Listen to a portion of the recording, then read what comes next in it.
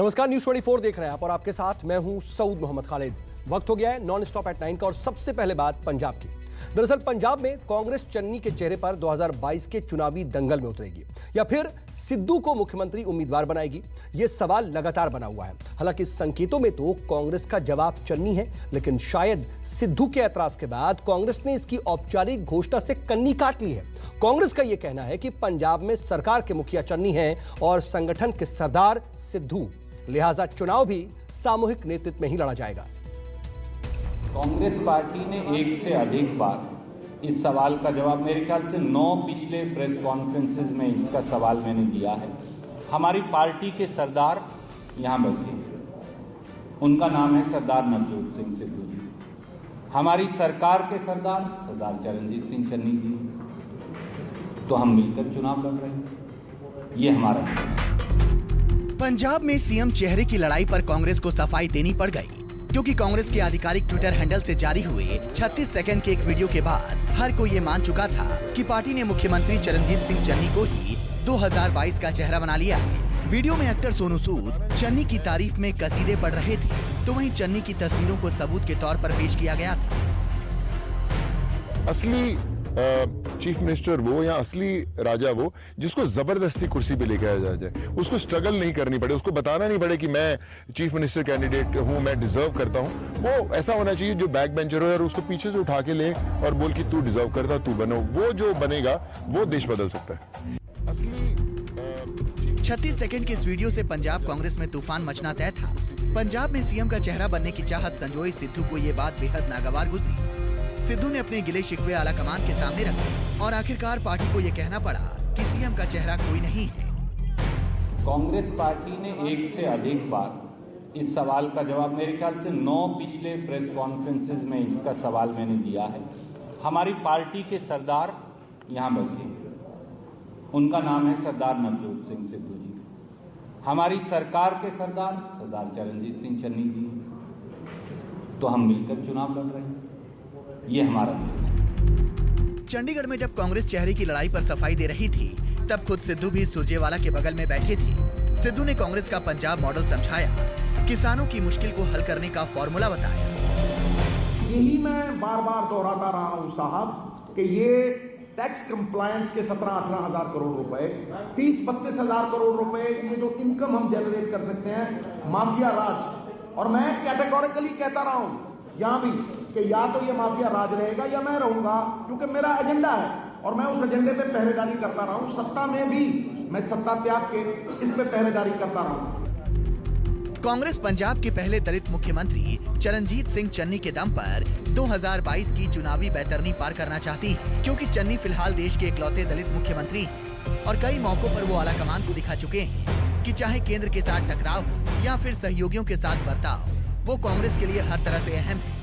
लेकिन चन्नी के मुख्यमंत्री बनने को सिद्धू अपनी हकमारी के तौर पर पेश कर रहे हैं। इशारों में वो कई बार ये कह चुके हैं कि 2022 में वो ही पंजाब कांग्रेस का चेहरा होंगे। ऐसे में कांग्रेस के लिए चन्नी के नाम की औपचारिक घोषणा से पार्टी मुश्किल में पड़ सकती है। यही वजह है कि कांग्रेस चाहकर भी चन्नी को 2022 का चेहरा घोषित करने से बचती दिख रही है। Bureau report, news 24। वो जो बनेगा वो देश बदल सकता है।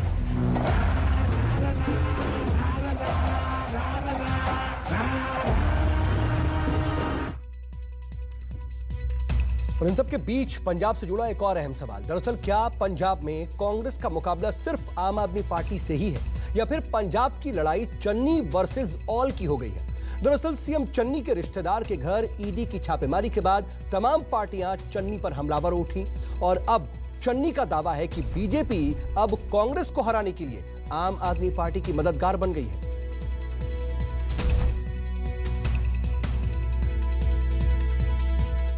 सीएम चरणजीत सिंह चन्नी के भतीजे पर ईडी की छापेमारी से पंजाब की सियासत में आया उबाल ठंडा होता नहीं दिख रहा। चन्नी जहां इस छापेमारी को पंजाबियत पर हमला बताकर बीजेपी को घेरने की कोशिश कर रहे हैं, वहीं सूबे के तमाम विपक्षी दलों ने इसे चन्नी के खिलाफ सियासी हथियार बना लिया है। अकाली दल ने भी ईडी की कार्रवाई को सही ठहराते हुए चन्नी को रेत माफिया बता दिया। 5 साल सने कंवर विजय प्रताप सने कांग्रेस ने सियासत खेडी, दोषियों नूं फड़न दा उन्हां दा कोई इरादा नहीं सी। ईडी की छापेमारी को लेकर दिल्ली के मुख्यमंत्री और आम आदमी पार्टी के संयोजक अरविंद केजरीवाल ने भी चन्नी पर तीखा हमला बोला है। चन्नी के भतीजे के घर से करोड़ों रुपए की बरामदगी की खबर को साझा करते हुए अरविंद केजरीवाल ने पंजाब के मुख्यमंत्री को बेईमान बता डाला। केजरीवाल ने ट्वीट किया, चन्नी आम आदमी नहीं बेईमान आदमी है।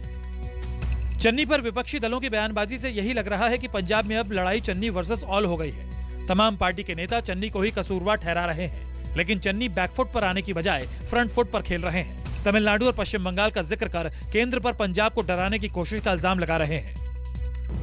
एक कद तक चलेगा राजनीति के विच, एक किस तरह चलेगा। ममता बनर्जी के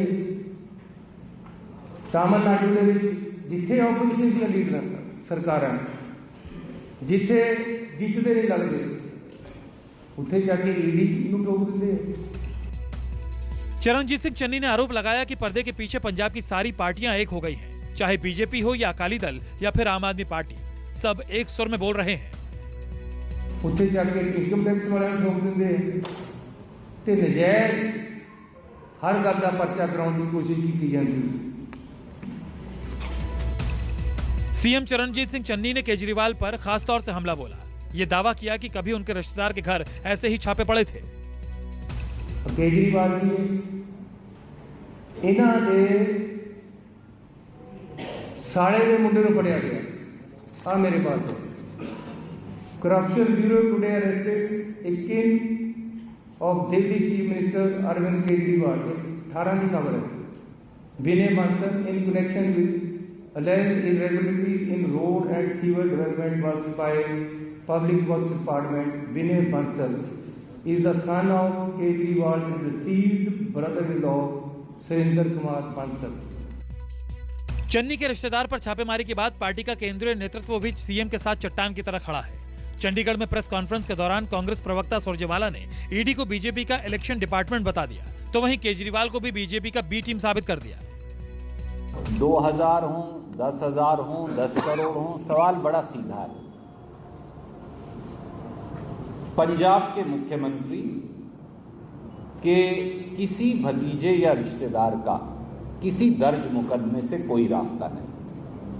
हम सब जानते हैं ये एक मॉडल है जो नरेंद्र मोदी मॉडल, इसे मोदी मॉडल कहते हैं।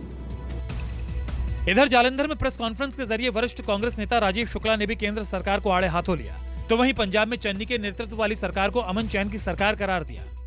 चन्नी ने तो जो पॉलिसी लगी कि रेता सस्ता कर दिया, पहली बार रेता पे पॉलिसी कोई लाए तो चन्नी जी लाए। उनसे ज्यादा कोई साफ सुथरी सरकार इस मामले में चला रहा है क्या? पंजाब में कहने को तो 5 पार्टियां चुनावी मैदान में हैं, जिसमें बीजेपी, कैप्टन अमरिंदर सिंह की पार्टी और किसान संगठनों का संयुक्त समाज मोर्चा भी शामिल है। लेकिन मुख्य मुकाबला कांग्रेस और आम आदमी पार्टी के बीच है। चन्नी का आरोप है कि पंजाब की सारी पार्टियां कांग्रेस को हराने के लिए बीजेपी के साथ आ गई हैं। कैप्टन अमरिंदर की पार्टी और बीजेपी भी केजरीवाल की ही मदद कर रही है। लेकिन कैप्टन अमरिंदर के मीडिया सलाहकार रवीन ठुकराल ने ट्वीट के जरिए चन्नी के आरोपों का पलटवार किया। लिखा, ईडी कैप्टन अमरिंदर को रिपोर्ट नहीं करती। Bureau report, news 24।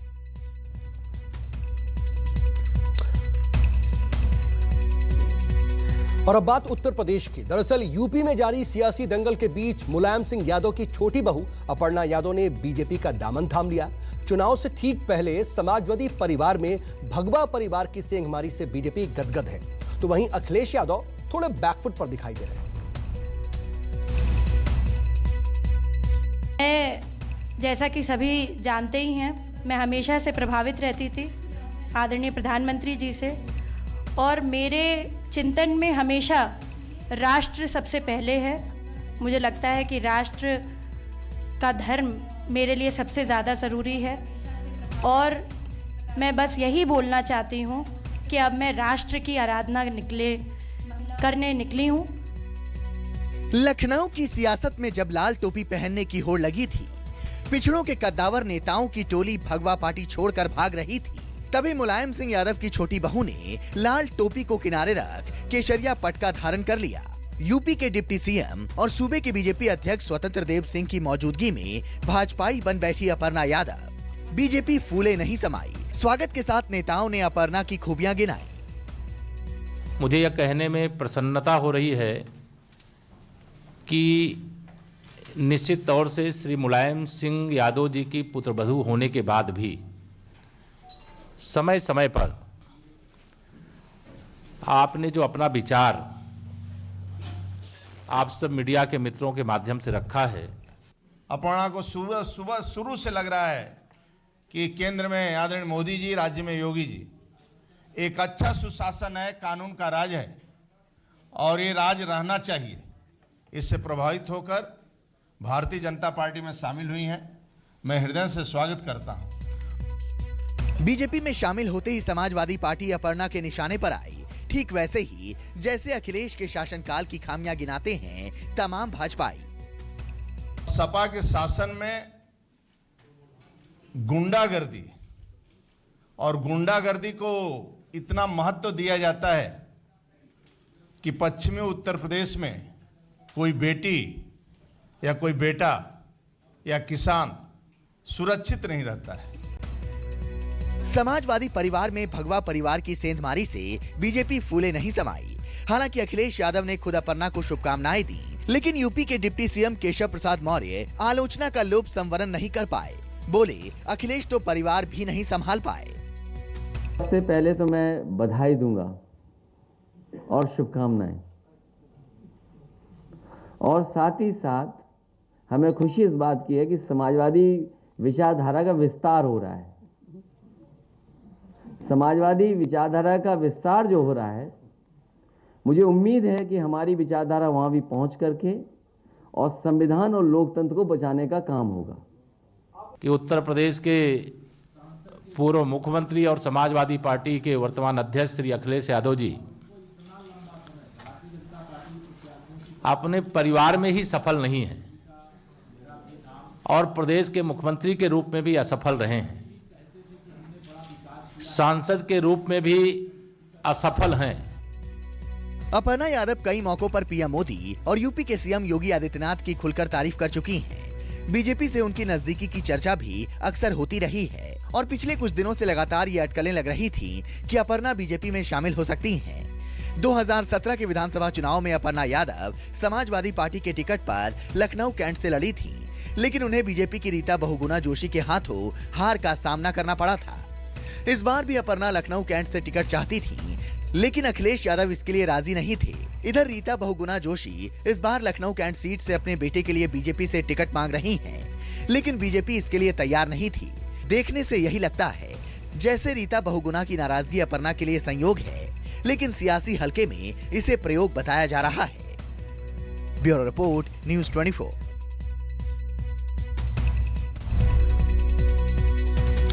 इन सब के बीच पंजाब के सीएम चरणजीत सिंह चन्नी ने ईडी की छापेमारी को लेकर के केंद्र सरकार पर निशाना साधा है। उन्होंने कहा कि चुनाव के समय छापेमारी केंद्र की साजिश है। चन्नी बोले कि उन्हें बदनाम करने की दरअसल ये साजिश है। उन्होंने आगे कहा कि पंजाबियों से बदला लेना चाहती है केंद्र सरकार, लेकिन पंजाबी कभी झुकेंगे नहीं।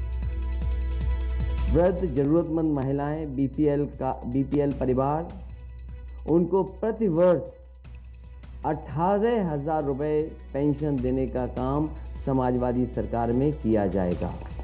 लखनऊ में लाल टोपी वालों की तादाद बढ़ा रहे अखिलेश यादव ने समाजवादी पार्टी की सरकार बनाने के वादे का एक और पिटारा खोल दिया। समाजवादी पार्टी के मुखिया और यूपी के पूर्व मुख्यमंत्री ने वादा किया कि अगर यूपी में फिर से उनकी सरकार बनी तो गरीब महिलाओं को समाजवादी पेंशन दी जाएगी और 6,000 की रकम को इस बार बढ़ाकर 3 गुना यानी 18,000 कर दिया जाएगा।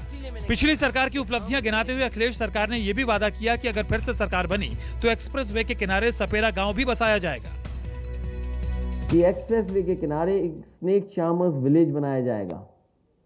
उस समय जमीन चिन्हित हो गई थी, जमीन नहीं ले पाए थे, लेकिन समाजवादी पेंशन दे दी गई थी उन परिवारों को, लोही आवास भी दिया गया था। लेकिन पुणे जब सरकार बनेगी तो एक्सप्रेस वे के किनारे स्नेक चार्मर्स विलेज बनेगा। अखिलेश यादव ने बीजेपी को झूठ बोलने वाली पार्टी करार देते हुए आरोप लगाया कि वो फर्जी विज्ञापन दिखाकर जनता की आंख में धूल झोंक रही है। जो इनके विकास के विज्ञापन थे वो सब चोरी की तस्वीरें, कारखाना अमेरिका का, फ्लाईओवर बंगाल का, आपका एयरपोर्ट चीन का, इनसे ज्यादा झूठ बोलने वाली पार्टी कोई नहीं है। ये झूठ के फूल हैं। इधर बीजेपी ने भी यूपी में एक बार फिर 300 पार का नारा दिया है। दिल्ली में बीजेपी की केंद्रीय चुनाव समिति की बैठक के बाद पार्टी अध्यक्ष जेपी नड्डा ने कहा कि बीजेपी ने यूपी विधानसभा चुनाव में अपना दल और निषाद पार्टी के साथ मिलकर राज्य की सभी 403 सीटों पर चुनाव लड़ने का फैसला किया। हालांकि अभी सीट बंटवारे को लेकर बात पक्की नहीं हुई है। यह विधानसभा के 2022 के चुनाव 2022 में हम एक साथ उतर रहे हैं। अपना दल और निषाद पार्टी, इनके साथ हम इस चुनाव में एनडीए 403 सीटों पर गठबंधन जो हमारा है वो चुनाव लड़ेगा, ऐसा निर्णय हुआ है। नड्डा ने योगी सरकार की तारीफ की तो वहीं अखिलेश यादव की पिछली सरकार को गुंडागर्दी वाली सरकार करार दिया। उत्तर प्रदेश में डबल इंजन की सरकार ने विकास के नई छलांग लगाई है और उत्तर प्रदेश को एक मोमेंटम दिया है विकास का, और सभी समाज के वर्गों को साथ लेकर के चलने का जो प्रण था उसको पूरा किया है। इस मौके पर अपना दल एस की अध्यक्ष और केंद्रीय मंत्री अनुप्रिया पटेल और निषाद पार्टी के अध्यक्ष संजय निषाद ने भी बीजेपी के साथ चुनाव लड़ने के साथ ही गठबंधन की जीत का भी दावा किया। को लोकतंत्र में चुनाव के मैदान में आने का अधिकार है, वो भी अपनी ताकत आजमा रहे हैं, ये तो लोकतंत्र में उनका हक है। लेकिन उत्तर प्रदेश की जनता एनडीए की सरकार ही बनाने। जहाँ मेरे कार्यकर्ता तैयारी किए थे और जहाँ वो चाहते थे, जहाँ निषाद बाहुल अधिक था और वहाँ कोई भाजपा को देने में कोई दिक्कत नहीं थी, तो इसलिए खुशी खुशी सीटें मिली, आराम से चुनाव लड़के जीतेंगे 2022 में। सहयोगियों को दुरुस्त करने के साथ ही बीजेपी ने यूपी में पहले चरण के चुनाव के लिए अपने स्टार प्रचारकों की लिस्ट जारी कर दी। हालांकि इस लिस्ट में लखीमपुर खीरी कांड के बाद विपक्षी दलों का निशाना बने केंद्रीय गृह राज्य मंत्री अजय मिश्र टेनी का नाम गायब रहा। तो वहीं बीजेपी सांसद मेनका गांधी और वरुण गांधी को भी स्टार प्रचारकों में शामिल नहीं किया गया। Bureau report, news 24।